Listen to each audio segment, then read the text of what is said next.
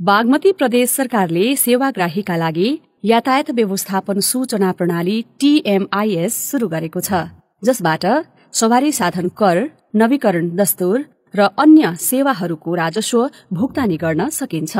सवारी धनी आफै उपस्थित हुनुपर्ने बाहेकका सेवाहरू विद्युतीय माध्यमबाट लिन सकिनेछ। यो प्रणालीबाट सेवा लिन तपाईले ब्राउजरको एड्रेस बारमा tmis.bagmati.gov.np टाइप गर्नुपर्नेछ।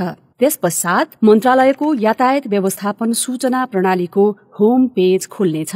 यदि तपाई यस प्रणालीमा पहिले नै दर्ता हुनुहुन्छ भने दायाँतर्फ रहेको सवारी धनी लगइन पोर्टलमा आफ्नो मोबाइल नम्बर र पासवर्ड राख्नुहोस्। यदि छैन भने नयाँ दर्ताका लागि यसरी मागेको विवरण इन्ट्री गरी आफ्नो प्रोफाइल बनाउनुहोस्। यहाँ तपाईले आफ्नो प्रोफाइलमा लिंक गरिएका सवारी साधनहरूको सूची देख्न सक्नुहुन्छ।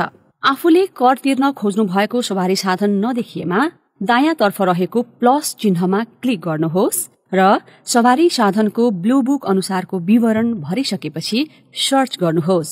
अब तपाईको सवारी साधनको विवरण देखिन्छ। सबै विवरण ठिक भएको यकिन गरी सबमिट गर्नुहोस्।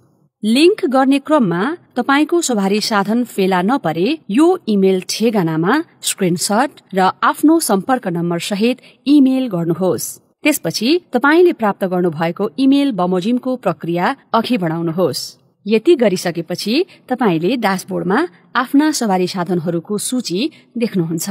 अब राजस्व भुक्तानी गर्न खोज्नु भएको साधन छनौट गर्नुहोस्। तपाईको सवारीको विवरण पूरा नभए भुक्तानी गर्नुपर्ने रकम नदेखिन सक्छ। त्यसैले सवारीको सम्पूर्ण विवरण ब्लू बुक अनुसार अध्यावधि गर्नुहोस्। त्यसपछि कर तिर्नुपर्ने लेखिएको बटनमा क्लिक गरेपछि सवारी साधन कर, नवीकरण दस्तुर वा जरिमाना भएमा सो समेत देखा पर्छ। तपाईलाई सेवा लिन अनुकूल हुने यातायात कार्यालय छनौट गरी अगाडि बढ्न सक्नुहुन्छ।